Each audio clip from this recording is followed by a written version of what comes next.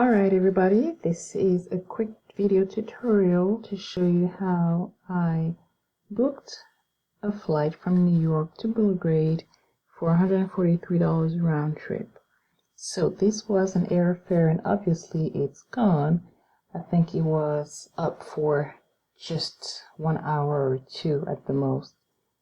And I was lucky enough to grab it as soon as I saw it. So I received a notification about this flight, this airfare, and there are a lot of websites that will post airfares and good, affordable, cheap flights all around the world. So Airfare Spot is one of my favorite.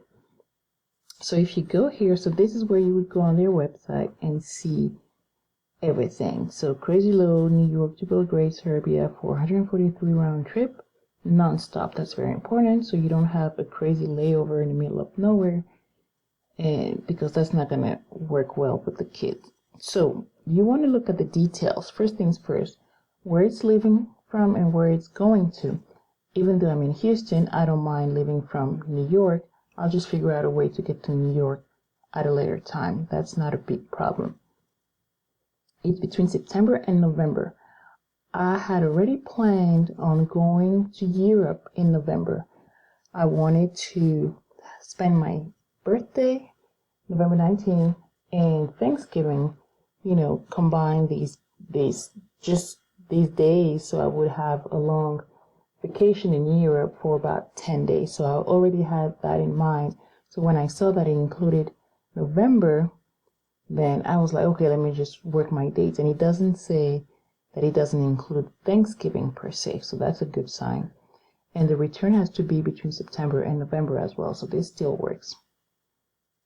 So this is just a general recommendation that the website and all websites like Airfare Spot would make. Basically, don't book your hotel and your rental car before you get a confirmation of your airfare, because sometimes it's a real mistake from the airline and they will not honor the ticket that you buy, and sometimes they will honor it. So don't make any further plans until you get confirmation.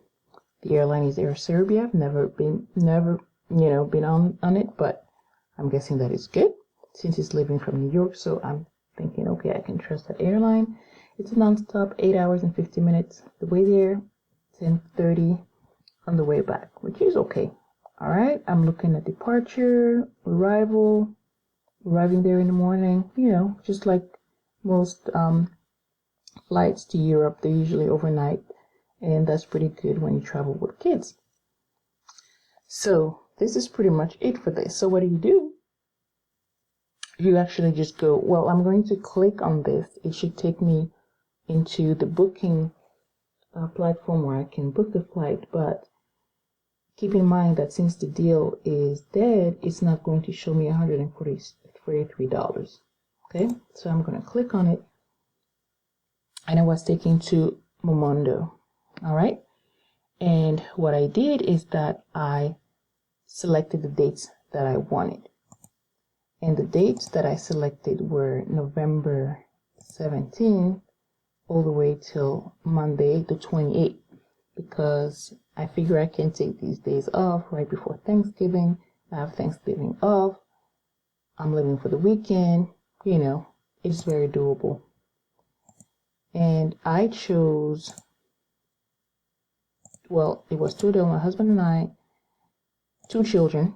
So the little guy who is 1 and the other guy who is 2. All right. So 4 passengers and search.